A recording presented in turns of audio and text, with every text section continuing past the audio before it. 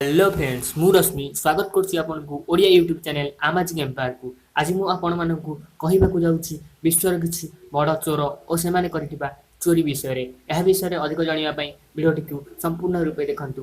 तो चलंतु एबे स्टार्ट करिबा।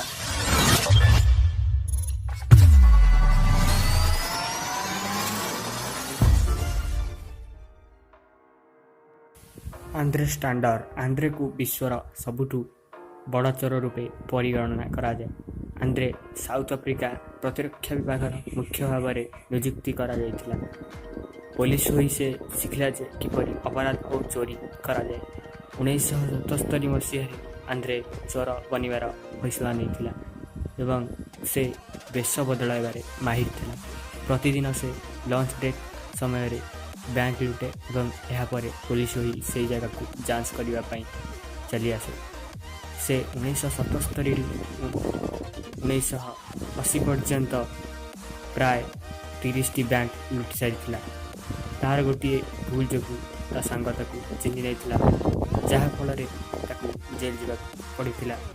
मात्र से चोरी छाड़ी नाला।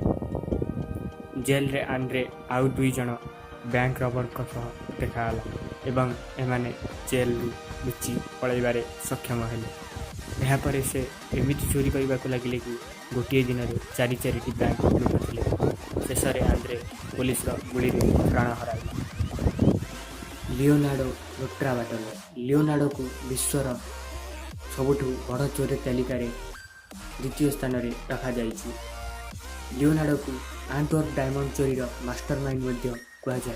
किसी लोक मिसी यही चोरी को अंजाम देते। यही चोरी एत बड़ थिला कि यही चोरी को शताब्दीर सबुठु बड़ चोरी मान्यता दि जाए, जहाँकि $100 बिलियन डायमंड थिला। पाखापाखि 100 कोटी टंका यार मूल्य हेब।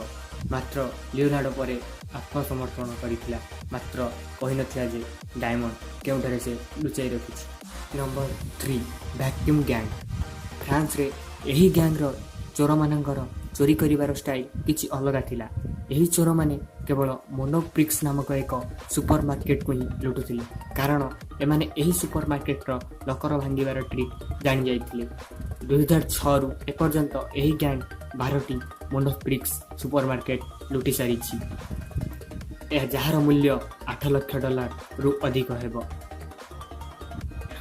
यही चोर माननकु गिरफ करा जिबार कोनोसी सूचना आज जाए मिली नहीं। नंबर 4 द स्टफवर्स गैंग। यही गैंग रे समुदाय 3 जन चोर थिले एवं एमानंक एही नाम सेमानंक चोरी जोगु मिलिथिला, कारण एमाने एपर्यंत जेते भी बैंक लुटिचंती केबे 2 मिनिट रु अधिक समय नै नांती एवं 90 सेकेंड भितर चोरी करी फरार हो जाउथिले। 1970 रु 1980 मसीहा पर्यंत यही गैंग यूनाइटेड स्टेट्स अमेरिका रे कार्यरत थिला। एमाने 100 रु अधिक बैंक लुटिचंती और 90 कोटी रु अधिक टंका चोरी नहीं एवं एमाने बैंक ऑफ अमेरिका रे चोरी करुवा समय रे गिरफ होइथिले। Number 5 Carl's Gugasian. कार्ल्स दुनियार सबुठारु अधिक पाठ पढ़िथिबा चोर मानक मध्यरु जणे। कार्ल्स स्टेट्स ऑफ प्रोबेबली रे पीएचडी करिथिले।